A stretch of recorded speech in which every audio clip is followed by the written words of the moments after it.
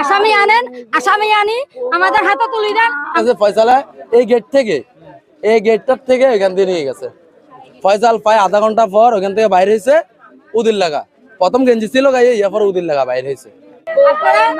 আসামি আনেন, আসামি আনি আমাদের হাতে তুলে দেন। আমরা দেখি আসামি কি। হাসি তো হবে, হাসি হবে না, হাসি দিবে না।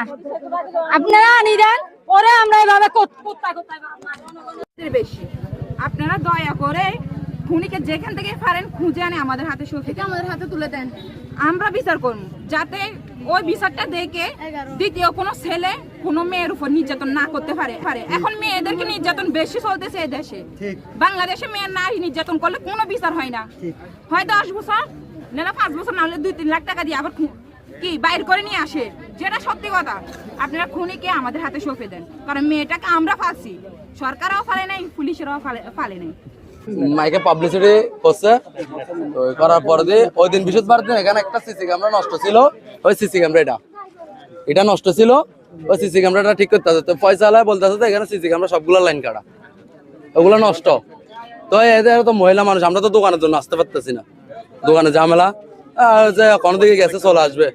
ইয়ার পরে রাতে 10টা বাজে যখন মাইকে পাবলিসিটি করছে, করার পরে দিয়ে আপনার বলছে থানাতে একটা জিডি করার জন্য।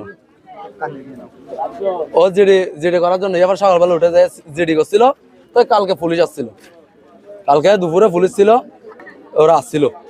তো পুলিশ আসছিল, পুলিশ আমাকে বলতেছে এখানে ক্যামেরাগুলো চেক করো।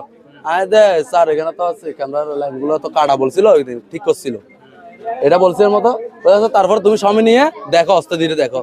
তো কালকে আমরা জমিদারকে বলছি, আর জমিদারের পোলা ছোটটা মাহি ও আসা বসে বসে সিসি ক্যামেরা গুলো টাইম না আমাদেরকে সবাইকে ডাকছে।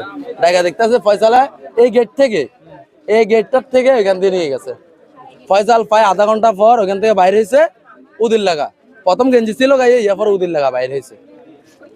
পর দিয়ে আমরা আর সিসি ক্যামেরা দেখি নাই।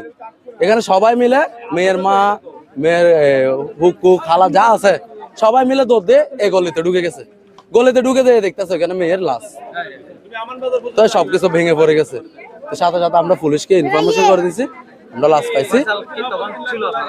ও যখন সিসি ক্যামেরা দেখার জন্য সবাইকে ডাকছে তখন চলে গেছে, তখন পালাইছে। ওর মা অসুস্থ ছিল, ওর বাড়ি মূলত কোন জায়গায় জানি না, কিন্তু এর মায়ের বাড়ি না,